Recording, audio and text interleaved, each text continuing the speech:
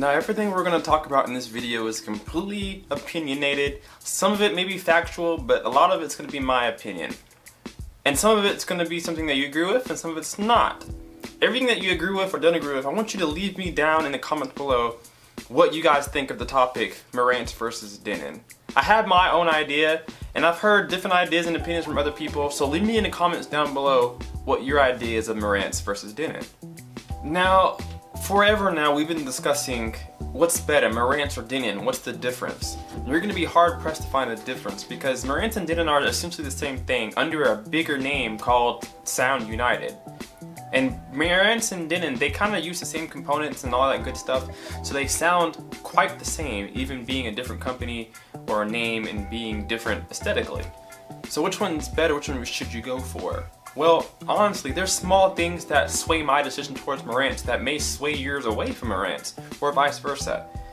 So for me, I really like Marantz. If people kind of call it the musical one out of the bunch, they think it's more for music than it is for home theater, and they think Denon's more for home theater than it is for music. And the reason why people get that idea is the way the Marantz sounds.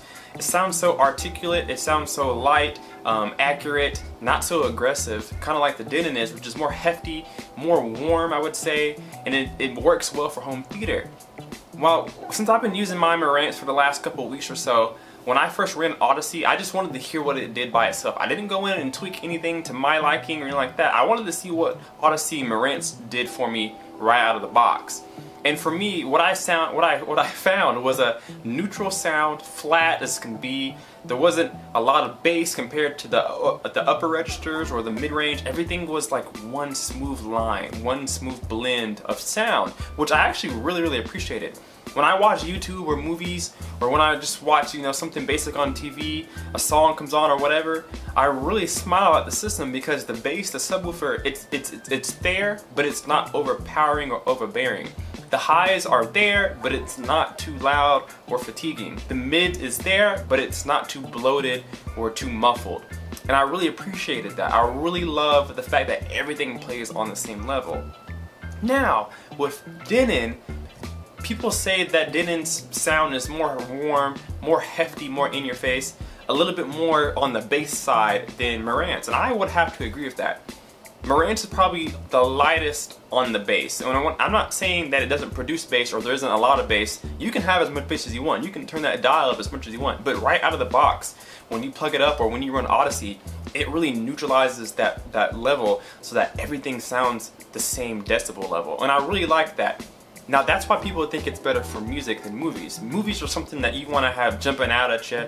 You want to have, bass everywhere, thunderstorms, explosions, gunshots. You want a lively, active sound, and Denon does that really well. And it's not that Marantz doesn't or can't do that, but right out of the box or when you run Odyssey, it doesn't try to do that. You can tweak it and make it do that, but that's not what it's going for. And that's why people say Marantz is more of that music kind of machine than Denon. Me personally, I don't want a machine that can do one thing well and everything else mediocre or okay. I want a machine that can do everything when I tell it to do it. So I feel like the Marantz can do that because, of course, yeah, it's good with music, it's accurate, it doesn't overbear you with bass, but if I wanted to, I can go into settings and change that. With the Denon, you can do that too, but right out of the box, it's very warm, and that doesn't work well with at least my speakers. My speakers are already warm by themselves, and they don't add a lot of sparkle to the upper register, and they're already very hefty with the bass. So it makes sense for my speakers to be paired with Marantz because it's going to dial down that bass and make it more level with everything else that's going on in the movie or in the musical score. So for me, Marantz is just a better machine in my opinion, just because of the sound that you get right out of the box. And again, I can make it sound like a Denon because essentially they're the same thing, or I can take a Denon and make it sound like a Marantz, but there's tweaking that has to be done. I really like the Marantz sound just because I like both music and movies. I was a music major in college, so of course I love music. Classical music was all that I listened to in college because I had to sing it all the time. And so I really appreciate a receiver or an amplifier or an AV processor that can reproduce classical music, operatic music, and then I can turn on some hip hop and R&B and I can jam out. I want something that can do both. Another thing that's going to sway you towards a Marantz or sway you towards a Denon, depending on which way you take this, is going to be the way it looks.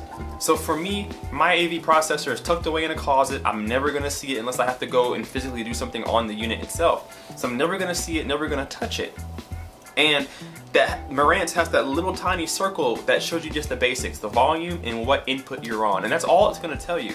You have to open up that flip down screen there, and you'll expose a bigger screen that shows you your volume, what decode you're in, how many speakers are active, and etc. You can see that with the bigger screen, but you can't see that unless the flap's down, and some people really want to be able to see all the information all the time. So all other receivers besides Marantz, I believe, they have a big screen for you so you can see your volume level, how many speakers are on, what decoding you're in, what input you're in. You can see all that at the same time on one screen. Marantz doesn't go for that. They go for a minimalistic look. They have one of the more smaller receivers or AV processors in general, just a small little package. Marantz doesn't really want you to spend time looking at it. You want to enjoy listening to the music or watching the movie. You don't want to see a whole bunch of letters or anything glowing underneath the TV or in your entertainment center or whatever. They want you to focus on the music and focus on the movie and not the receiver or AV processor itself, which is up in the air. Some people do not like that whatsoever. Some people want the big screen, they want to be able to see what they're doing, etc. Some people don't care at all because, like me, mine's in my closet, so I'm not going to see it no matter what. But for me, I just really like the Marantz look better than the Denon. The newer Denons nowadays, 2017 and onward, I really like their looks now. They're starting to look more like a high-powered, high-end unit. Some people don't care about aesthetics, but me personally, if I'm going to put a lot of money into something, I want it to look and sound good. And so Marantz, I love the way it looks, I love the way it sounds, I love the way everything just makes sense. It just looks like high quality. Not that Denon doesn't, but I feel like Marantz looks more like high quality than the Denon, even though they're the same thing. Honestly guys, there is no Marantz versus Denon. It should be Marantz and Denon. And then you decide if you want a musical oriented machine or you want a home theater oriented machine. They're both going to sound good, they're both going to play loud, they're both going to reproduce every bit of content you want to throw at it. They're going to do all of that with no problem. Even the lower lines, mid-range lines, the higher end stuff, they're going to sound and look good. So there really isn't no Marantz versus Denon, which one's better, because you're going to be hard pressed to find differences. If you were to take a mid-range level Denon and compare it to Marantz's mid-range Denon, or excuse me, mid-range Marantz receiver AV processor, they're going to be so identical that you're going to be hard pressed to find the difference. Honestly, you'd probably go with the one that was cheaper because they're going to sound pretty much the same and do the same things. So for me, I chose Marantz. Again, I just like that musical portion of the Marantz, and then for home theater, it sounds amazing. It's still lively, it's still action-packed, it's still in your face, it can still rattle your seats. Of course, it's not going to shoot for that right out of the box, but if you want to tailor your sound, which I recommend you doing with any receiver, if you want to tailor your sound to make it more to your character, you can do that regardless of Marantz, Denon, Pioneer, Yamaha. Everybody allows you to kind of configure that your way. So Denon and Marantz, they have an app, the AV controller app from Denon or Marantz. I haven't bought it yet because it's $19.99 and I really don't like spending money on phone apps, especially ones that I won't use very often or at all. But you know, being a YouTuber, you have to kind of advertise those things that you guys know about it and maybe you guys want to try it out. So eventually here in a week or so, I'm going to get the app to play around with it. I'm really intrigued with it because I looked at some of the demo pictures of it to see if I really wanted it or not. And it looks like there's some good stuff in there that's going to allow me to really tailor and fine tune my system the way that I like it. Yamaha, I think Pioneer, some other people, they have their equalization built into their receivers, which I think is more convenient. If you go right to a Yamaha Wipeout menu, you can go straight to configuration and you can change your bass, you can change your mid-range treble for each individual speaker if you want to, even your subs.